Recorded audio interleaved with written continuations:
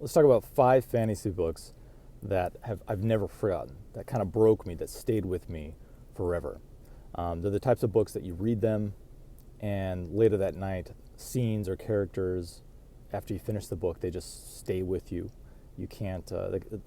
You carry along the scenes and the characters with you. Even weeks or months later, you're still thinking about them, and they're always with you. Let's talk about 5 fantasy books. For me, that's what these books were. Here we go.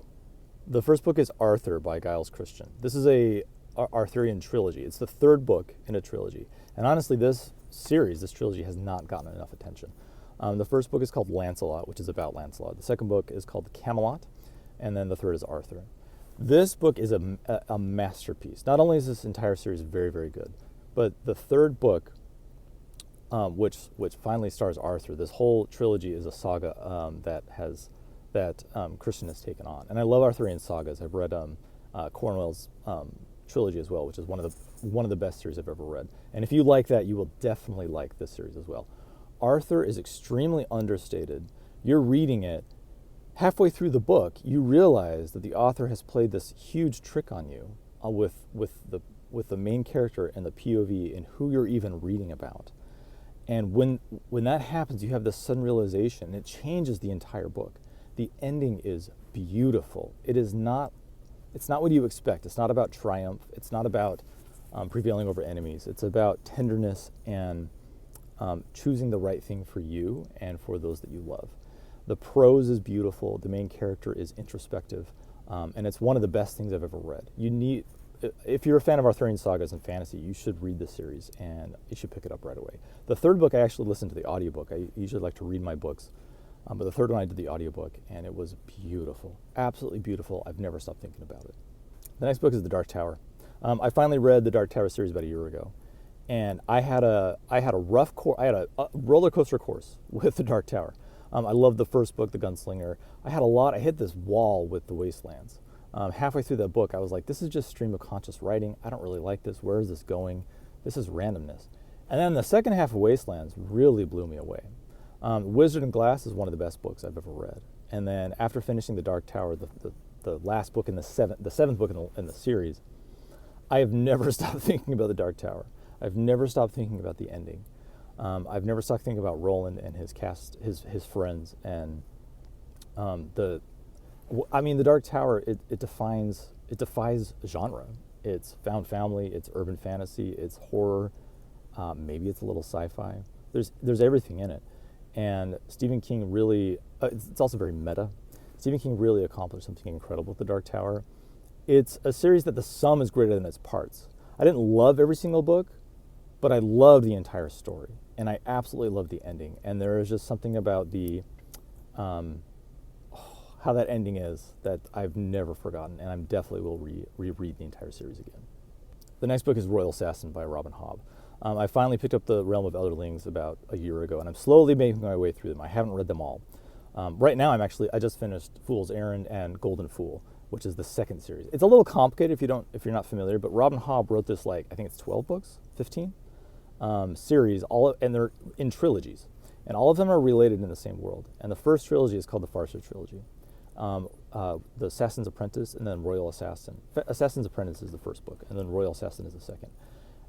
After I read that second book, it's the first POV. It's a first person POV of a bastard. It's like a sword and sorcery type of story. That second book will destroy you. It will destroy you. How it ends. It's about this bastard named Fitz who's just trying to. He's basically become a political pawn, and of the castle and the court, and an assassin, and it's him navigating that, and it's his perspective. I've never loved. He is a character that I have loved more than maybe any other character I've read in literary fiction. He's so sympathetic, and as you watch him grow, and what happens in that second book is mind blowing. And reading Lives of Traitors after that, and into the Golden Fool and Fool's Errand, it's blowing me away. It's one of the best fantasy series. It's up there with the greats. I mean, Robin Hobb is one of the best fantasy writers I think that's ever written. So that Royal Assassin, I've never forgotten. That'll be with me till the day I die. The fourth book I want to talk about is The Veiled Throne by Ken Liu. This is the Dandelion Dynasty. It's 4 books. It's a retelling of kind of the Han Dynasty. It's fantasy. It's silk punk. That's what he calls it. Like, you see this, this kind of trend with or steampunk, and then people will take that and try to write different genres, and he calls this silk punk. I don't know about that naming, but the Dandelion Dynasty is one of the best series I've ever written. The third book is The Veiled Throne.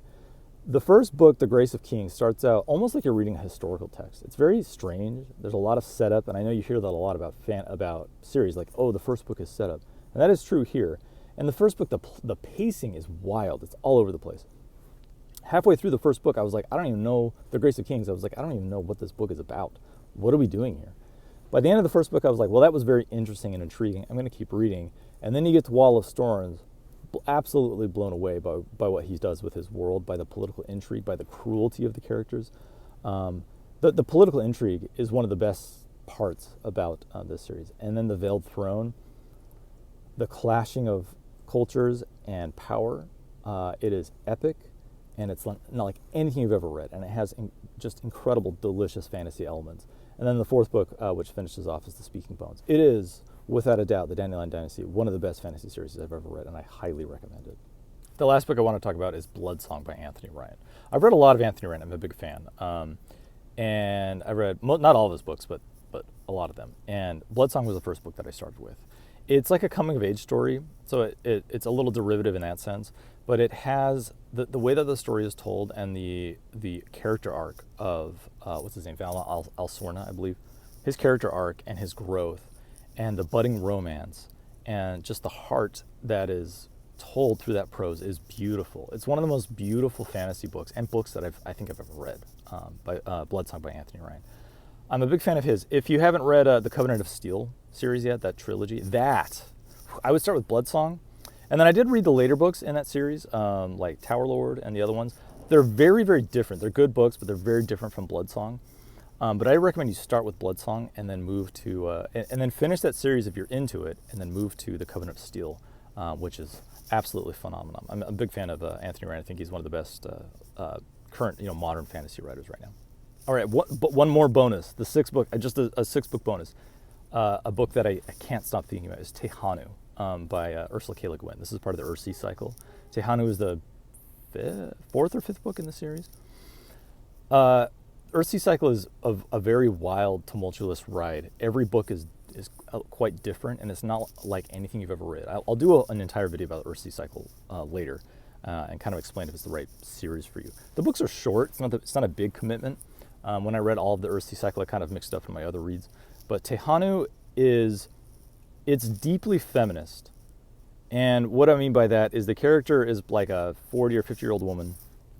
And this book is about power structures between men and women. And it's the best. I've read a lot of feminist work, fiction and nonfiction. And this is one of the best treatises on feminism that I've ever read.